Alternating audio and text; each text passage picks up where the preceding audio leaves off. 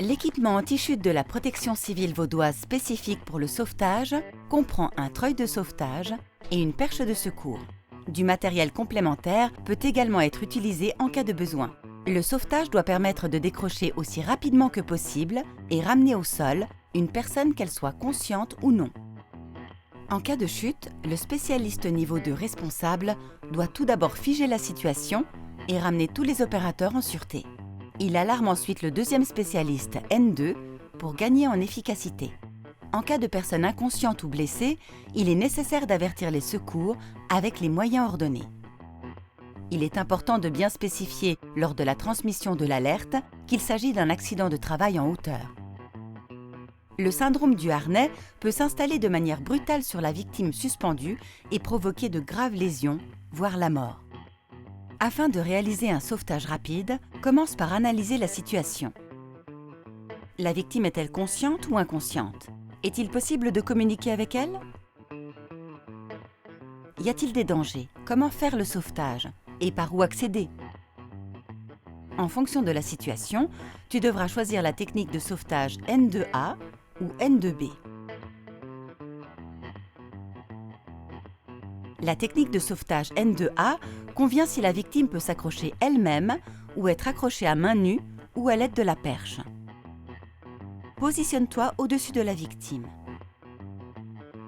Installe éventuellement le MGO du treuil sur la perche de sauvetage.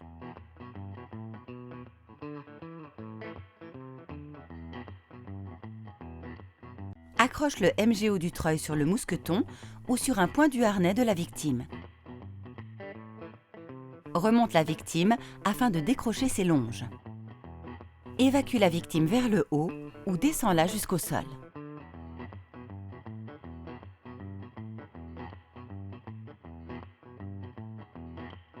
La technique de sauvetage N2B s'utilise lors d'un assurage sur point fixe. Positionne le treuil de sauvetage.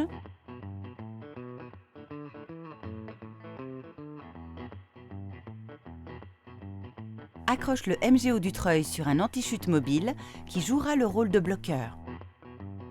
Positionne l'anti-chute mobile sur la corde le plus loin possible avec la flèche up en direction de la victime. Bloque-le en position lock. Tire ensuite la corde avec le treuil de sauvetage.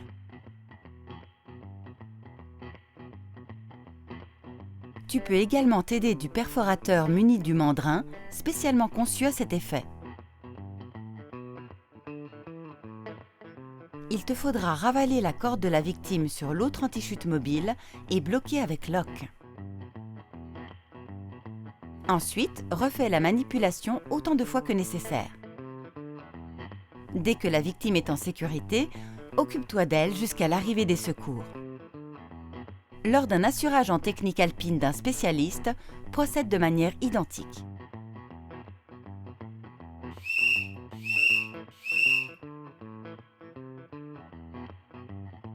Tu peux effectuer la manœuvre de sauvetage N2B à l'envers. Le sauvetage s'effectue avec le treuil.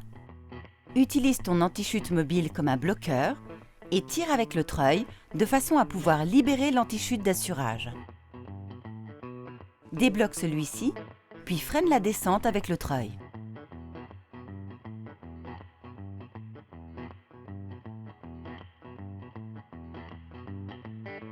Si besoin, arrête la manœuvre afin de rapprocher l'anti-chute mobile. Une fois à terre, occupe-toi du blessé jusqu'à l'arrivée des secours.